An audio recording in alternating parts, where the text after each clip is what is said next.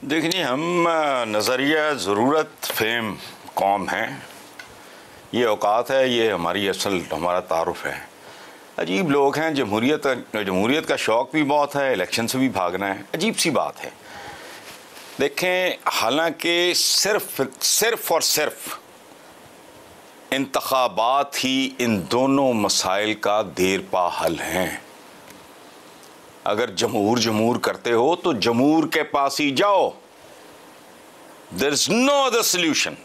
अवाम की शिरकत और शराकत, और वो किस किस्म की, जाली नहीं, मसनूई नहीं, उनको अगर आपने जेन्युइनली उनको मोटिवेट और मोबिलाइज करना है तो वो सिर्फ कर सकती है एक पॉपुलर लीडरशिप, और अवाम की पार्टनरशिप के बगैर, उनकी पार्टिसिपेशन के बगैर मैं देखता हूँ कौन माँ का लाल है जो इन मसाइल को इनमें उनकी शराकत के बगैर इनको हल कर लेगा।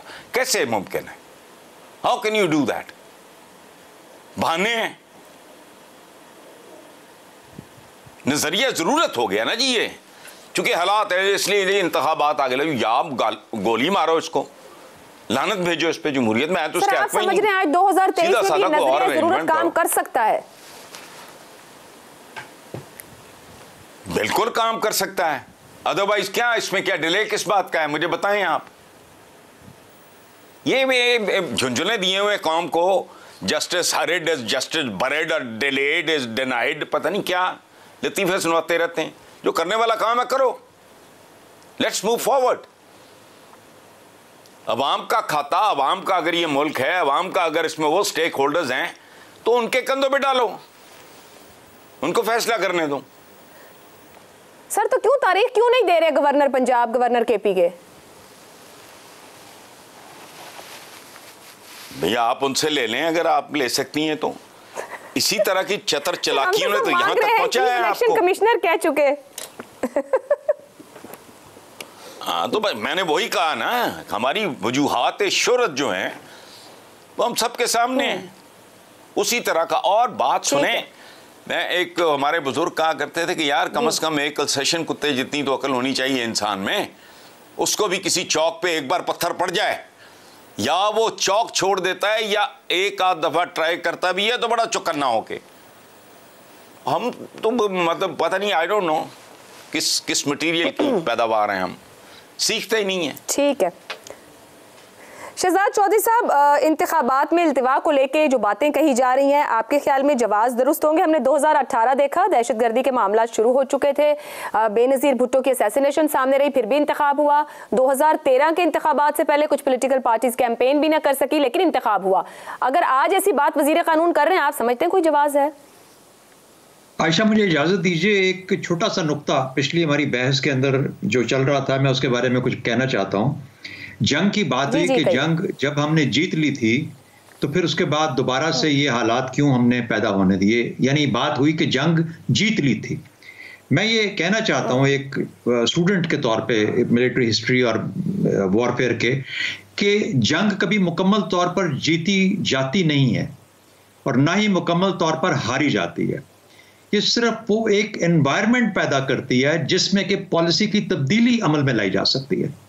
अगर आप एक ऐसी एनवायरनमेंट क्रिएट कर लें जिससे आप पॉलिसी तब्दील कर लेते हैं अपने हक में, तो इसका मतलब है कि आपने जंग के अंदर बेहतर परफॉर्म करके बेहतर तौर पर अपने हक में फैसला कर लिया।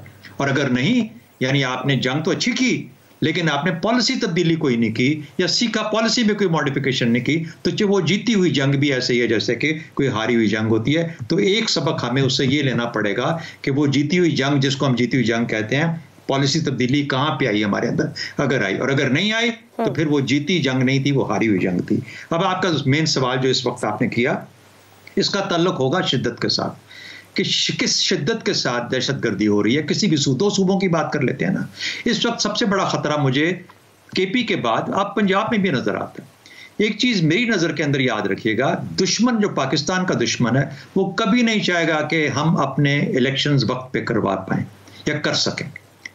और उसकी वजह यह है कि अगर इलेक्शन हो जाएंगे तो एक पॉलिटिकल स्टेबिलिटी की शक्ल निकल आएगी, सेम्बलेंस निकल आएगी, एक ऐसा कोई शक सा पड़ जाएगा कि शायद हम स्टेबल हो गए। उससे हमारी मैशत भी बेहतर असरात आ सकते हैं, उससे हमारा इमेज दुनिया में भी मुख्तलिफ तौर पर देखा जा सकता है, उससे खत्ते के अंदर भी हमारी थोड़ी सी हालत बेहतर हो सकती है, इससे हमारे मामलात और बेहतरी की तरफ जा सकते हैं। और दुश्मन कभी नहीं चाहता कि आपके मामलात बेहतरी की तरफ जाएं। अगर बहुत ज्यादा है और लोगों का बाहर निकलना, उस एक्टिविटी में हिस्सा लेना मुश्किल है, तो फिर तो समझ आती है आप 15 दिन, महीना, 2 महीने डिले कर सकते हैं। तो मुझे यूं लगता है कि जैसे पंजाब में अगर हम थोड़े से होश के साथ अपने जिम्मेदारियों को पूरा करें तो फिर हम पंजाब में पहले इलेक्शन करवा लेंगे और उसके बाद केपी में जब भी मुनासिब वक्त आएगा, और उम्मीद है कि अल्लाह करे कि बहुत जल्द हो और सही वक्त पे हो, तो कर सके। तीसरा फाइनल पॉइंट, मुझे ये बताइए कि इंटरिम सेटअप्स जो भी हमारे बड़े काबिल लोग हैं इस वक्त दोनों पंजाब में और केपी में, मुझे बताइए कि आपका कॉन्फिडेंस क्या है इस इंटरिम सेटअप के साथ कि वो दहशतगर्दी के खिलाफ जंग को लीड कर सकता है? और अगर नहीं है तो फिर आपको ऐसा सेटअप चाहिए जो लीड कर सकता हो, उसके लिए इलेक्शन जरूरी है। ओके, ऐसा सेटअप चाहिए जो लीड कर सकता हो। आज तो आवाज़ कौमी हुकूमत की भी उठाई गई सेनेट में। ज़ैगम साहब, 17 रोज़ हो गए असेंबलियों की तहलील को, बार बार नोटिस किया जा रहा है, पूछा जा रहा है, गवर्नर बिल्कुल खामोश हैं, कोई तारीख नहीं है, कोई गेम प्लान है इस सारे के पीछे? देखिए, PDM के दिल में इस वक्त नज़रिया ज़रूरत अंगड़ाइयाँ ले रहा है और वज़ीर कानून गैर कानूनी बात कर रहे हैं। वो फरमा रहे हैं कि इलेक्शन डिले हो सकता है। क्या उन्होंने ये भी बताया कि आइन के कौन से आर्टिकल के तहत डिले हो सकता है? हमें वो तो पता है, आर्टिकल 224 वाज़े तौर पर कहता है कि 90 दिन के बाद आपने सूबाई इलेक्शन कराने हैं।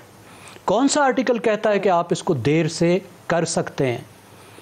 आर्टिकल 225 एमरजेंसी, जिसका इससे कोई ताल्लुक ही नहीं है।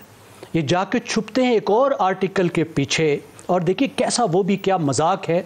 आर्टिकल 254 ये कहता है कि आइन में अगर किसी काम का वक्त दिया गया है और आप उसे देर से करें तो फिर वो काम गैर आइनी नहीं होता, वो फिर भी आइनी रहता है। क्या इस बात का जवाब बनता है कि आइन में जिस चीज़ का भी वक्त दिया गया फिर करें ही ना? कितनी देर बाद करें? 90 दिन के बाद ना करें, 90 साल के बाद करें और कहें जी अभी आइनी है। 254 ने कहा था क्योंकि टाइम पे नहीं हो सका, देर से हो गया, 5 साल बाद हो गया, आइनी तो फिर भी है ना। ये तो एक मजाक है, ये नहीं होना चाहिए, वक्त पर होने चाहिए। ऐसे हालात नहीं हैं कि हम इलेक्शन रोकें, और कोई हालात ऐसे नहीं होने चाहिए जिसकी वजह से इलेक्शन मौखर हों। किसी तरह के भी हालात हों, हम जंग में हों तब भी इलेक्शन होने चाहिए। हमारे माशी हालात इससे भी ज़्यादा ख़राब हो, अल्लाह ना करे कभी इससे ज़्यादा ख़राब हो, लेकिन इलेक्शन होने चाहिए। और इस वक्त इलेक्शन सर हो जाएंगे, आप आइडियल बात तो कर रहे हैं, पर कॉन्स्टिट्यूशन आप समझ रहे हैं हो जाएंगे? मुझे लगता है कि इस वक्त अगर इलेक्शन ना कराया गया तो सब ताकतवर लोगों को इस बात की समझ होनी चाहिए कि जो दोनों चैलेंजेस हमारे सामने इस वक्त आए हैं, यानी माशी चैलेंज भी और सिक्योरिटी का भी, इसमें कम से कम 2 साल हमारे लिए सख्त हैं। तो 2 सख्त साल वो गुजार सकता है जिसके पास 5 साल का मैंडेट हो। 5 साल का मैंडेट नहीं होगा, जिसके पास 10 महीने का मैंडेट होगा, वो सख्त फैसले कैसे करेगा? उसकी तो नजर हर वक्त इलेक्शन पर होगी।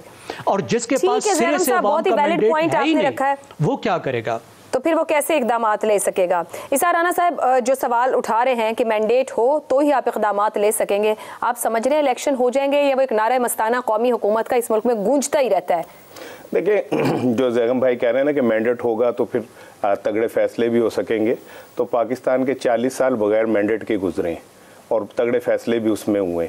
और जहाँ तक बात है आइन की, तो पाकिस्तान में 75 सालों में जितना मजाक गरीब आदमी का उड़ाया गया, उससे कहीं ज़्यादा मजाक आइन का उड़ाया गया।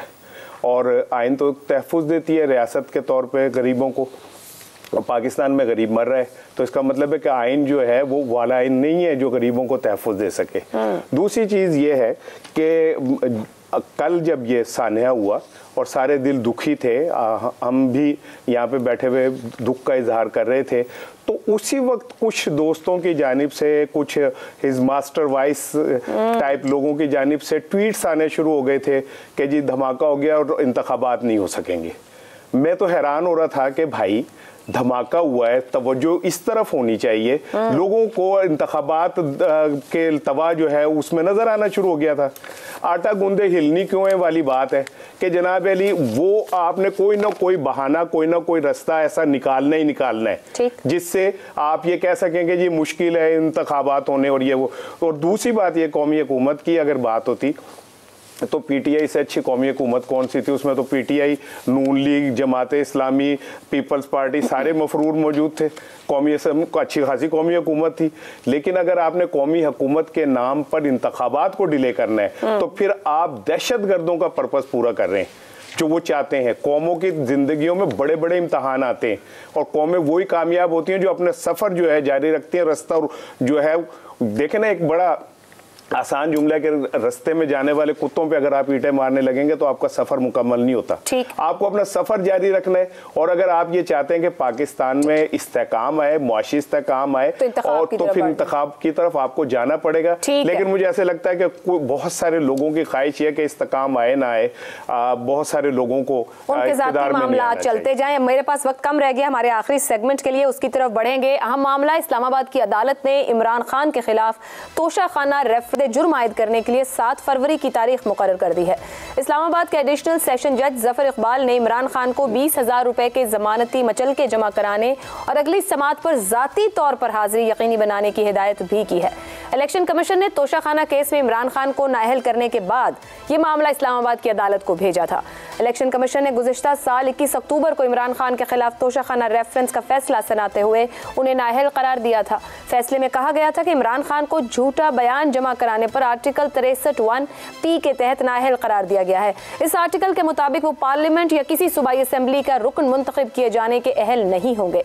इमरान खान को अवामी नुमाइंदगी के लिए नाअहल करार देते हुए ये भी कहा गया कि इमरान खान ने अपने माली असासों से मुतालिक हकायक छुपाए और झूठा बयान जमा कराया। झूठ बोलने पर इमरान खान अवामी नुमाइंदगी के अहल नहीं रहे हैं।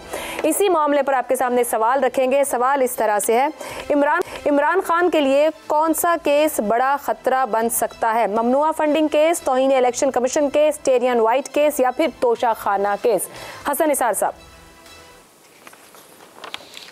सियासतदान के लिए सिर्फ उसकी सियासत ही खतरा बन सकती है, बाकी कुछ नहीं। ये सारा कुछ आ गया ना, अवामी फैसला, वो बिल्कुल इमरान के साथ खड़े हैं लोग। ये है अवामी फैसला, उनकी अदालत का फैसला तो सामने है। यकीन नहीं आता तो भुट्टो से लेके बेनज़ीर भुट्टो तक की आप ख़तरात इन्वर्टेड कॉमर्स में उनका सोच लो। सर रियलिटी क्या करेंगे ये? सुप्रीम कोर्ट का चीफ जस्टिस, इसने कहा था सादिक और अमीन है नहीं है, मैं नहीं जान, मैं उस पर कमेंट नहीं कर रहा। ये क्या है? इस तरह नहीं होना, कुछ और हो जाएगा, कुछ और हो जाएगा, मार्क माय वर्ड्स।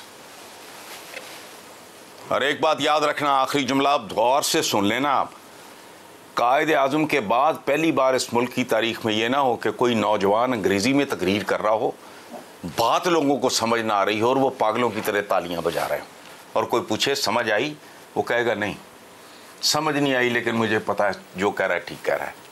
ये कायदे आज़म के साथ हुआ था। उसके बाद अगर कोई ऐसी बात होती है, अल्लाह ना करे, ये होगा और नताइज बहुत भयानक होंगे। आपकी दोनों टांगें मफलूज हैं, आपका सारा कुछ ही मफलूज है, अखलाकियात से लेके इक्तिसादियात तक, ये दहशत गर्दी, मईशत गर्दी, ये टोटल सारा पल्ले क्या है? ठीक, एटमी ताकत आपकी ऐसे है, किसी बंदे का अपर हाफ बहुत मजबूत हो, हरकुलिस जैसा हो, टांगे उसकी जो है उनका पोलियो, उसको तो बच्चा भी चपेट मार के चला जाएगा, वो कुछ नहीं कर सकता। इकोनॉमी बहुत भयानक रियलिटी है। मेरी फॉर्मल एजुकेशन है इकोनॉमी की, आई अंडरस्टैंड कि सांस लेने जोगा नहीं छोड़ना इसने। और जिस जबान में खवातीन पार्क्स में गुफ्तगू कर रही हैं, मैंने कभी नहीं सुना था। मैं टीवी पे बात, वो जुमला एक नहीं दोहरा सकता। तो सब्र का इम्तिहान ना लो लोगों का, ये ना हो ये भेड़ चाल है इस मुल्क में, एक दो जगह पे काम पड़ गया ना, पर रुकना नहीं। जी शहजाद साहब, जो हसन साहब कह रहे हैं, आप क्या कहेंगे? कि मैं तो इसको इस तरीके देखता हूं कि किस्म के केसेस होते हैं, सिविल केसेस और क्रिमिनल केसेस।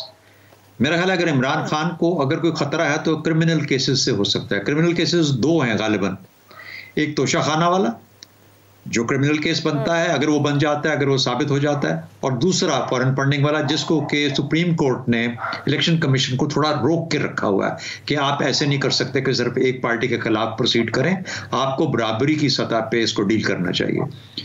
तो तोशा खाना मुझे लगता है कि एक सामने जो सबसे पहली जो चीज नजर आती है, इस हुकूमत के हाथ में कुछ आ गया है, जिसमें मिस डिक्लेरेशन है, उसमें कि क्राइम को एस्टैब्लिश किया जा सकता है, लेकिन ये एक लंबा प्रोसेस है, अभी डिफाइन करना है। अभी ये तो छोटी अदालत में है, उसके बाद बड़ी, उससे बड़ी अदालत, फिर उससे बड़ी अदालत में जाएगा। लेकिन मुझे यूं लगता है कि जो इस वक्त जोर लगा रहे हैं और करना चाहते हैं, वो अगर कर गए तो फिर जो हसन साहब कह रहे हैं, बात करने वाली जो है वो ये कि क्या उसके बाद का जो हाल है वो क्या होगा। हसन साहब ने एक उसका अंदिया दिया। मेरा अपना ख्याल ये है कि इमरान खान का पीटीआई से खुदा न खास्ता हट जाना ना पाकिस्तान के हक में बेहतर है ना पीटीआई के हक में बेहतर, वो ठीक नहीं होगा अगर इस्टेब्लिश हो जाता है उस तरीके से। तो मेरी तो ये ख्याल है। हाँ, अलबत्ता एलिजिबिलिटी नॉन एलिजिबिलिटी क्राइटेरिया के तहत अगर कोई इस्टेब्लिश हो जाए कि इन्होंने गलत बयानी किस जगह की थी, तो वो 62, 63 अवेलेबल है, वो पहले भी इस्तेमाल हुए हैं, अभी फिर इस्तेमाल हो सकते हैं। आई होप वो दोबारा भी इस्तेमाल हो सकते हैं। ठीक है ज़ैगम साहब और इसार साहब, वक्त कम है, आप लोगों से मैं चाहूंगी कि जरा जल्दी कंक्लूड कीजिएगा। ज़ैगम साहब, क्या पनामा की केस की तरह के सियासत में भूचाल आ सकता है इस केस के जरिए? बिल्कुल आ सकता है। अगर तो इमरान खान की पैमाइश उसी गज से की जाए जिस गज से नवाज़ शरीफ की पैमाइश की गई थी, तो इमरान खान का बचना महाल है। दो नहीं बल्कि तीनों केसेस ख़तरनाक हैं। पैटर्निटी का, वल्दियत का केस बड़ी हद तक साबित है। क्या उसके बाद जो 62(1)F का पैमाना है, सादिक और अमीन है, कोई कह सकता है कि उसके बाद इमरान खान सादिक और अमीन है? ज़रा सादिक और अमीन के लफ्ज़ पर आप गौर कीजिए। फॉरेन फंडिंग का मामला, तोशा खाने का मामला, तो उसकी तो कमाल रिजेंबलेंस है नवाज़ शरीफ के केस के साथ कि इलेक्शन कमीशन में जो उन्होंने statement of asset and liabilities जमा कराई थी, उसमें एक गलती पर नवाज़ शरीफ को नाअहल किया गया, और उसी स्टेटमेंट ऑफ असेट और लायबिलिटीज़ में इमरान खान ने 2 साल तक, जिसको कह सकते हैं गलत बयानी या ओमिशन की है। तो अगर एक ही पैमाना अपनाया गया तो बहुत मुश्किल है। अगर नज़रिया ज़रूरत को अख्तियार किया गया कि इमरान खान को सज़ा देना बहुत ख़तरनाक है, नवाज़ शरीफ को ख़तरनाक नहीं था, तो फिर बच सकते हैं। ठीक है जी। इसार साहब, पैमाना एक होगा तो नतीजा वही होगा, पैमाना कुछ और हुआ तो नतीजा भी कुछ और होगा। अब ये तो देखना है कि ये पैमाने बना कौन रहे और हर दफ़ा पैमाना बदल क्यों जाता है। वक्त चूँकि कम है, मैं तो 2 ही जुमले कहूँगा कि अगर इमरान खान को सादिक और अमीन डिक्लेयर नहीं किया जाएगा तो उस फैसले का क्या बनेगा जो सुप्रीम कोर्ट ने इमरान के लिए कहा था कि ये सादिक और अमीन है। तो मैं तो ये अजीब एक फैसला बात का घंटा घर है जिसके गिर्द आप लोगों को घुमाया जाए, हम भी घूमे जा रहे हैं। लेकिन असल चीज़ ये है कि ये कब तक मजाक चलता रहेगा कि आपने जब किसी का रास्ता रोकना है तो उसके ऊपर एवं ही राह चलते कोई मुकदमा बना दे। इमरान खान पे तो जितने माशाल्लाह मुकदमे बन गए, गर्मियों के अंदर गरीब बच्चों के ऊपर इतने फोड़े नहीं पैदा होते, और अभी लग रहा है कि कुछ और भी होंगे, इनमें से बच जाएगा तो किसी और में निकल आएगा। लेकिन ये मजाक है और इस मजाक को बंद होना चाहिए, चाहे वो नवाज शरीफ के साथ हो, चाहे वो इमरान खान के साथ हो। आप लोगों को सजाएं दें अवामी वोट के जरिए, आप लोगों का एहतसाब करें अवामी वोट के जरिए।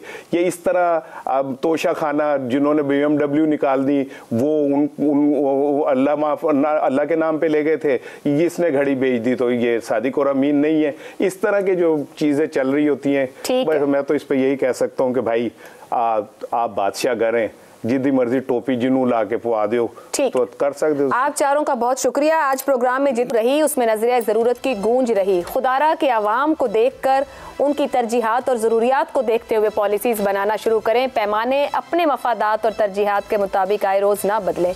बहुत दायरों में हम घूम चुके, अब तय कर लेना चाहिए। अब अपना फीडबैक भेज सकते हैं। मुझे इजाज़त दीजिए। अल्लाह हाफ़िज़।